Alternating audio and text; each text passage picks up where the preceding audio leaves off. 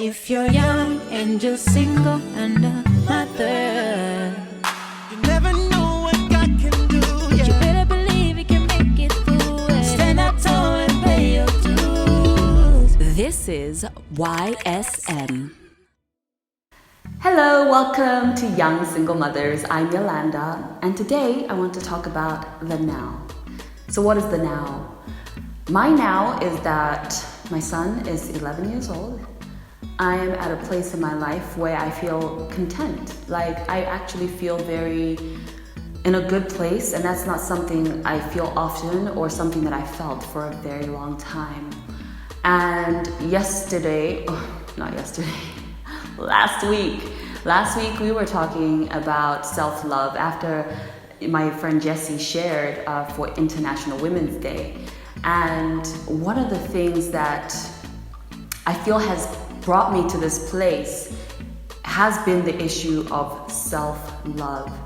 And looking back on my life, looking back on relationship choices that I've made, I feel that as a single mom, it is important to love yourself. I mean, I think it's important for everybody to love themselves, but specifically for us, it really, for me, I feel it has really reflected off of the choice of relationships that I've made when it comes to man, woman, male. Why am I fumbling over my words? When it comes to the guy choice, okay, let's just call a spade a spade.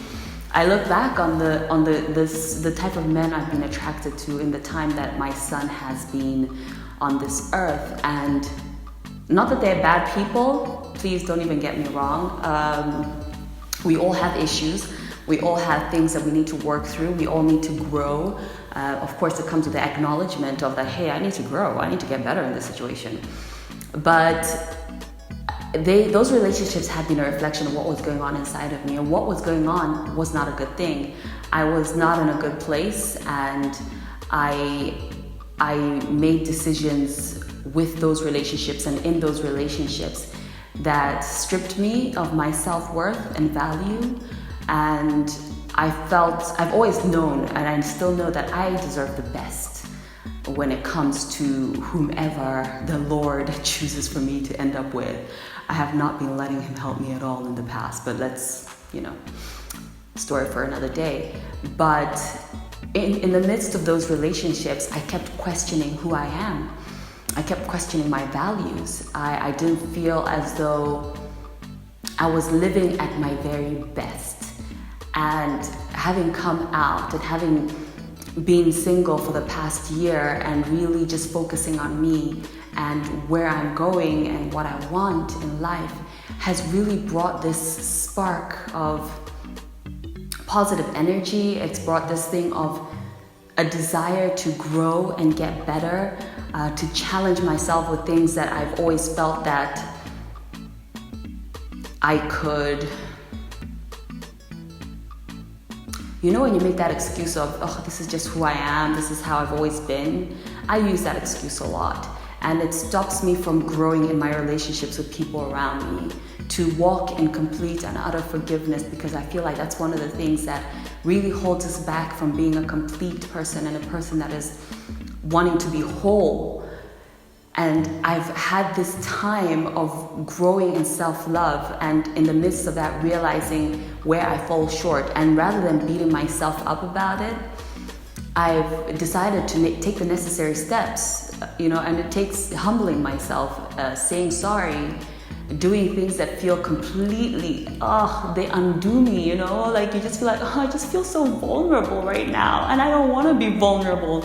But those things have helped me to really start digging deeper into something that I know I'm capable of, and that's to love, and to love fully the way that God loves us. Not that I'm ever going to be capable of the same amount, but to pursue it actively with a conscience of this is what I want and this is where I'm going. So that's my now. And as we have continued to journey together, one thing that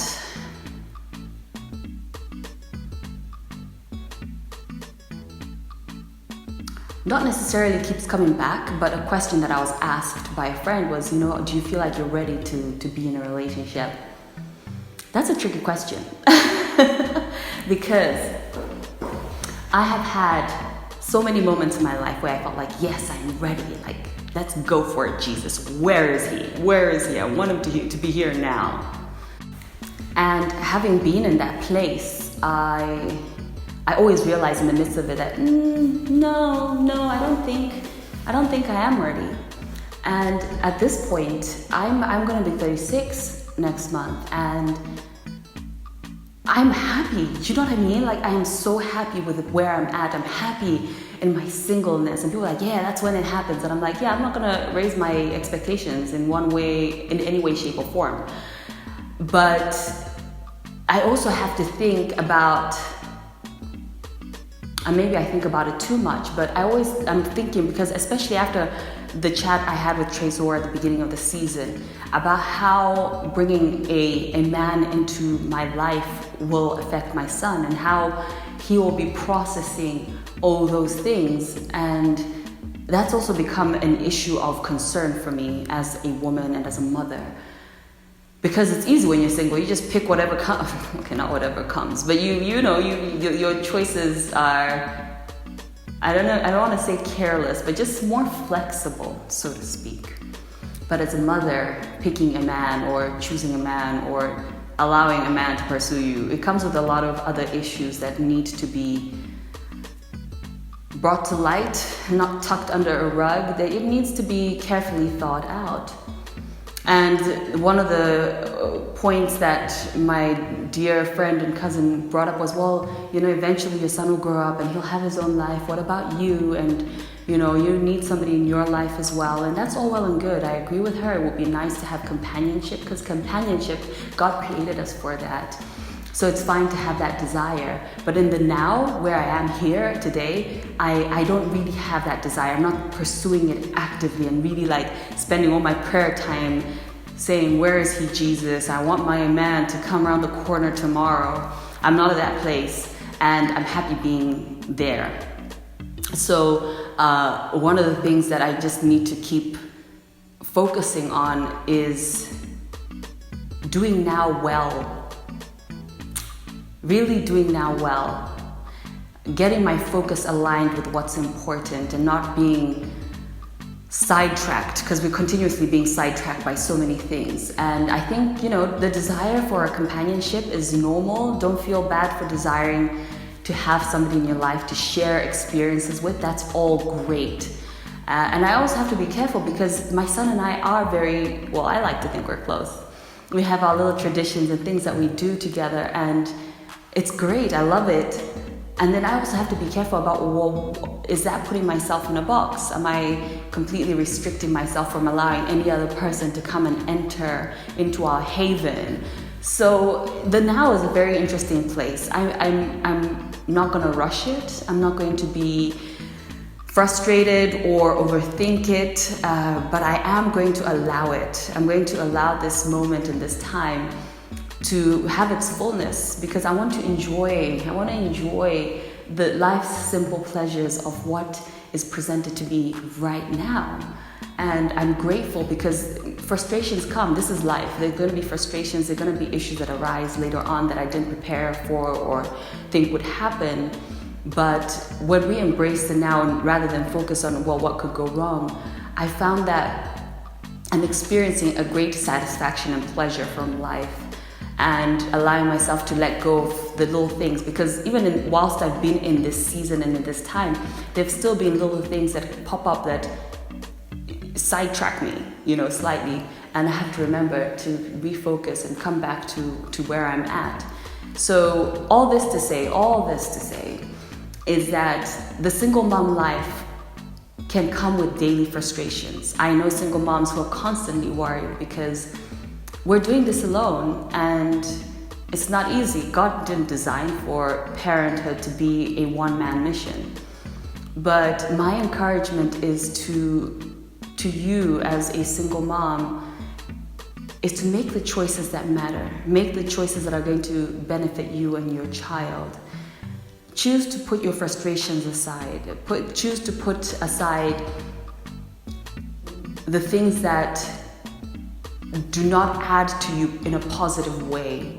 Get back to that place of loving yourself. If you've never been there, I know it can be a hard place to find.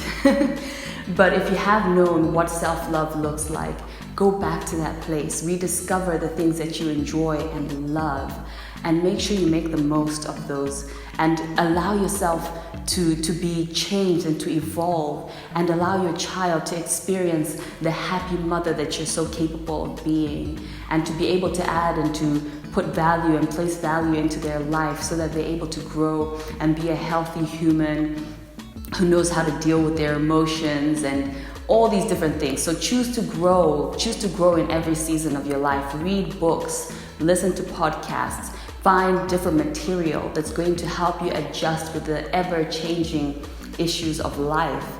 You owe it to yourself to live your best life. You owe it to your child to be happy and to be full so that you're able to pour out into them. So guys, I hope that you will embrace your now and allow God to continue to help you grow and to help you accept and to help you to walk forward in forgiveness and in freedom, because you deserve it for yourself and for your child or children. Looking forward to being with you again next week. Bye-bye. 1, 2, 3, go! If you're young and just single and a mother, You never know what God can do. but you better believe you can make it through it. Stand up tall and pay your dues. This is YSM.